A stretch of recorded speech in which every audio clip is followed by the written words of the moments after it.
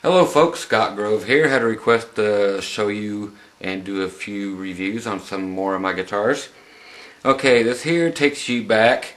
It does not take you forward. This takes you back to the very first year of the Ibanez Iceman. This is in 1978. Yes, back in the earlier years, a couple years before that, they were simply known as artist models. Okay, so you'll find like triple coil Steve Miller thingy, blah blah blah, and other things that went by 4-digit numbers, but they were never called the Iceman until 1978. And that's when Ibanez called it the Iceman, and there's a company also in the same factory called Greco who had the Mirage, which was exactly the same thing. Okay, so go figure. This was 100% original and about 99% perfect. I mean, I'm trying to give you as many reflections as I can, but there's not much wrong to be found here. You'll notice from the serial number, the H stands for the month, so A, B, C, D, E, F, G, H, August is when it was made, so you know how to date your Ibanez's. Then 7, 8, right after that. Okay, so the letter tells you the month they're made in, then following that will be the year, so 1978. Okay, this has the Super 80s pickups, which everybody loves and pays tons of money for. These actually are also called the flying finger pickups or whatever, but you'll see it's a picture of a hand with a finger pointing down, and then it has what appears to be like butterfly wings on it. Okay, and it's set up just like a Les Paul is, as far as you have the 2 volumes, 2 tones, and of course it plugs right in on the front. I need to do a little work with the jack on this thing, so actually there we go. I need to do a lot of work, so I just got this one, so it's just a little jack input problem, and I'll fix that. Noticed it right before I started to do the video. Your typical 3-way switch, because I have one shut off.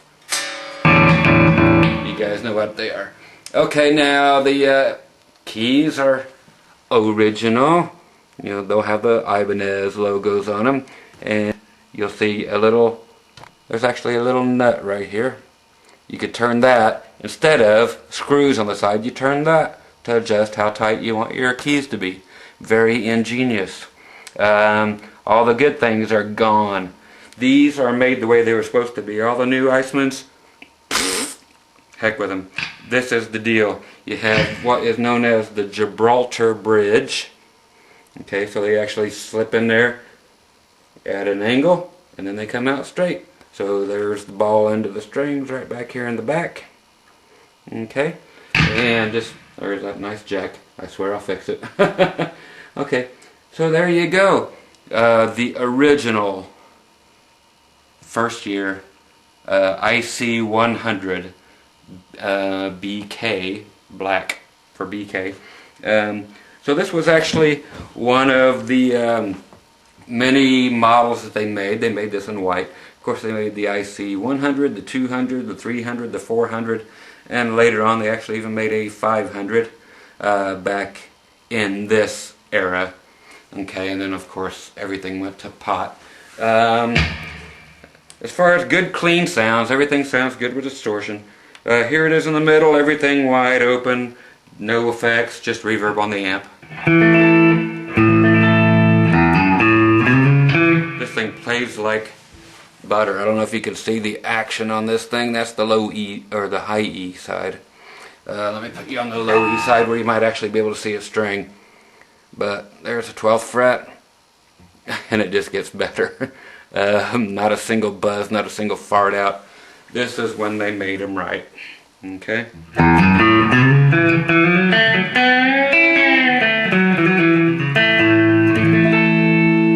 And the Ibanez was only on the truss rod cover. Okay? So there it is in the middle. Here's your neck pickup.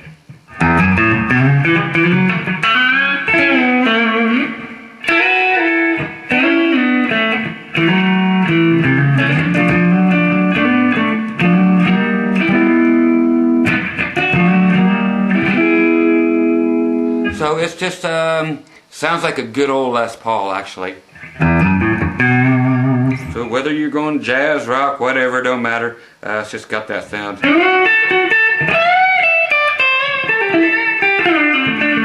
And if it makes any difference to any of you, I have 9s on this, so they're not very heavy. Okay, so if you're lacking any low end, I keep my amp on this setting for every review I do. So just a basic clean sound. Okay, now you got your bridge pickup.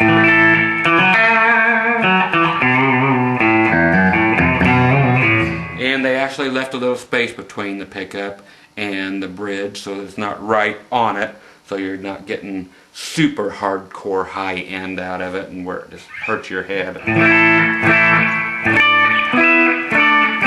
Okay, so this thing is just a flippin' amazing. Real binding here. You've actually got, let's get as close as I can, black, white, black. It's actually kind of a cream, but it's not just that binding. There is actually a little something to it there, so it's very, very cool. You'll find, again, here you have your strap button right in the middle of the neck, and right in the middle of the very bottom of the little famous Q here. Yeah, there's my pickup thing. But got one little mark right there, like you'll always find when it comes to the Eissmans. Okay, so there you go. 1978 Ibanez Eissmann IC100BK, blah blah blah. I will try to deal with this and go over here. Turn the amp just on a little plain old distortion.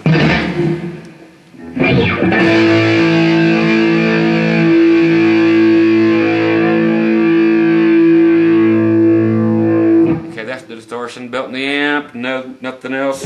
That's middle. Both pickups on.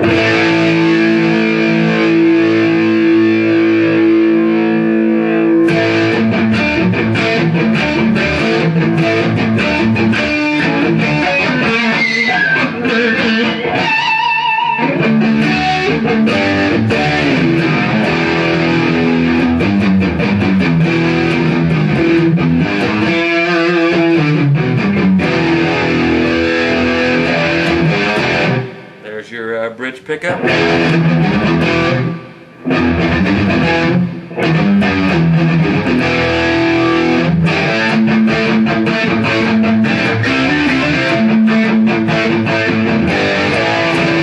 Okay, and of course you get to do all your cool kill switch stuff.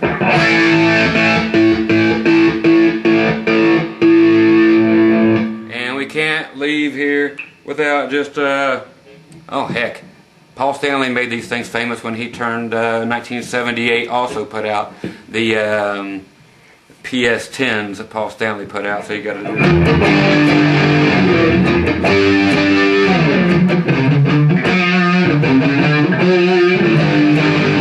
okay, so of course you got all that stuff.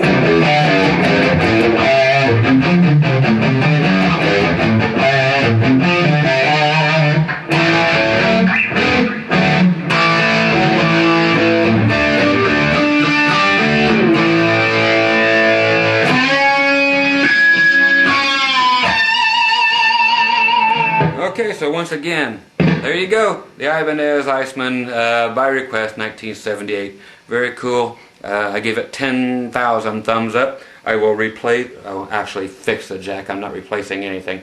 The input jack. But there you go. Thanks for asking. There you go. Thanks for asking to check this thing out. And I'm going to go grab the solder gun right now and take care of that little problem. So, catch you in a second on the next review.